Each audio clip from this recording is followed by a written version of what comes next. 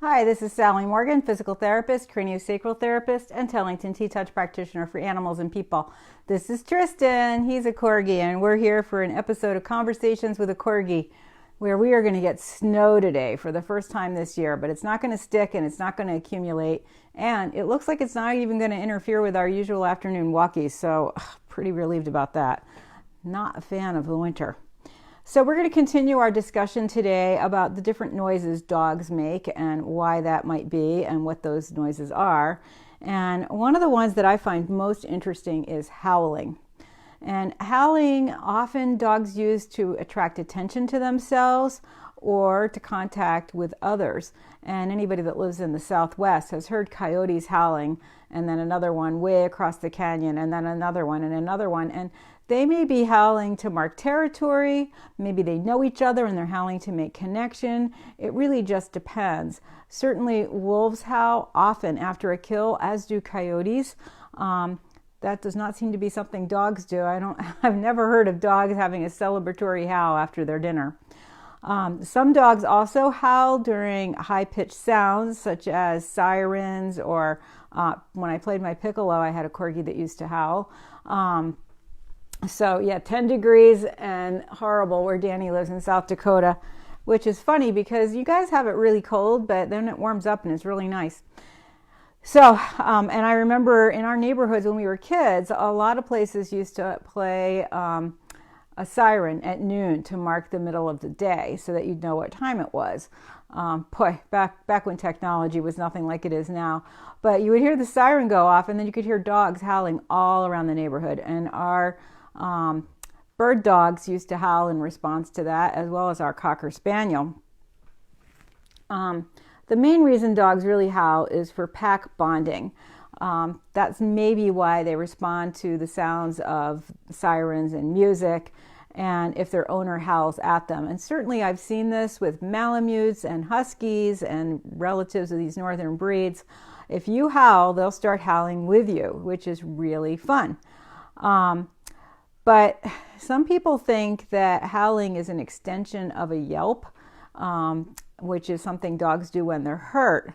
And we also believe that a sad, mournful, and pathetic howl can be kind of like crying. So this is fascinating to me. 75 in Greenlee, Colorado. Well, you've already had some snow there in your area.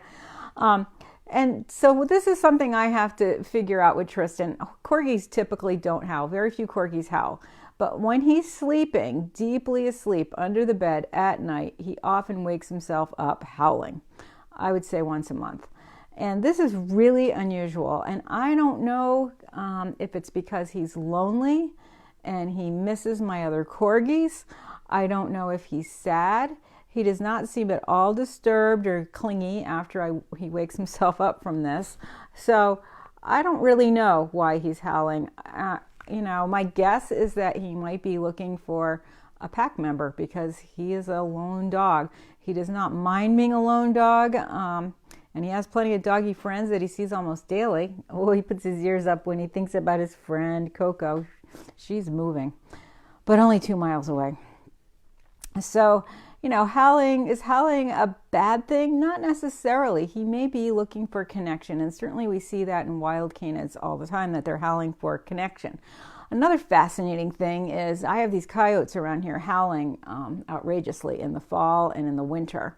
And as I said before, they often howl after a kill, although I had that dead moose back there, and I haven't gone down there yet because it's still kind of ticky and sneaky, but I am going to go down there and check out the bones to see if the coyotes have carried off the rest of them, because they were definitely collected around that old moose for a while in the fall.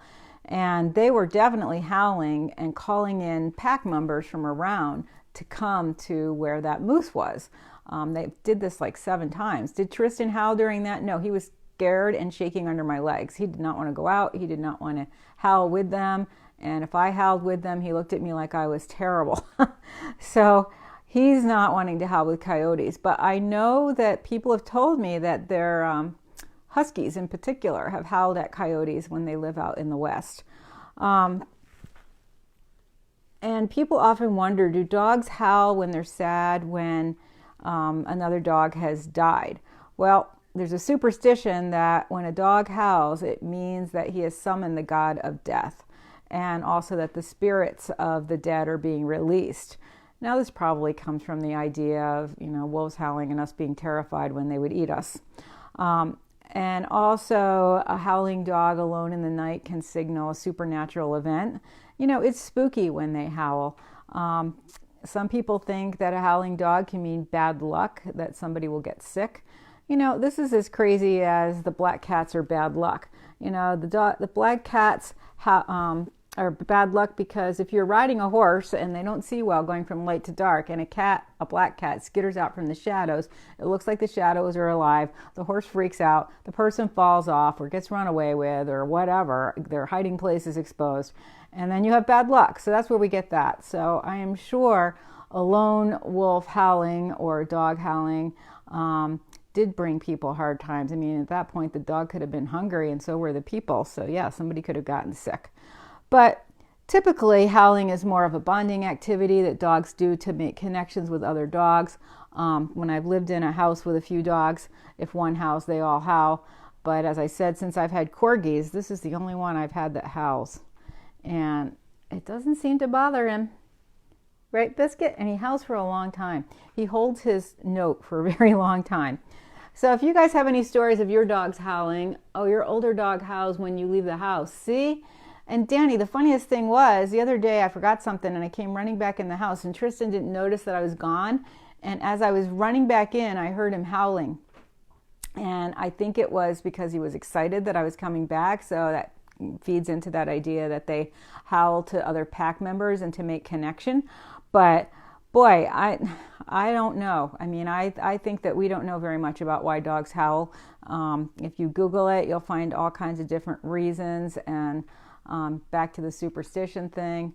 And how can we know? The only way we can find out is to have that fellow at University of North Carolina who's putting dogs in an MRI and seeing what parts of their brains light up with different stimulation. We got to get a dog in there, probably a northern breed would be good, and have them howl when their mom howls at them, and then see what part of their brain's lighting up, and then we might have some clues about why they are howling. So, guy at North Carolina, University of North Carolina, I can't remember your name. All I can remember is David Hare because of the name Hare Rabbit, and he's at Harvard researching dog intelligence. He's really great books. So, University of North Carolina, please study why dogs howl and get some northern breeds trained to go in the MRI machine so we can find that out. So if you guys have any stories of your dogs howling, please share it because you're all over the country and you may be in different areas where you actually have wolves howling or coyotes howling. I've read quite a few of the books by a guy who lives in Wyoming. He wrote Pucka's Promise.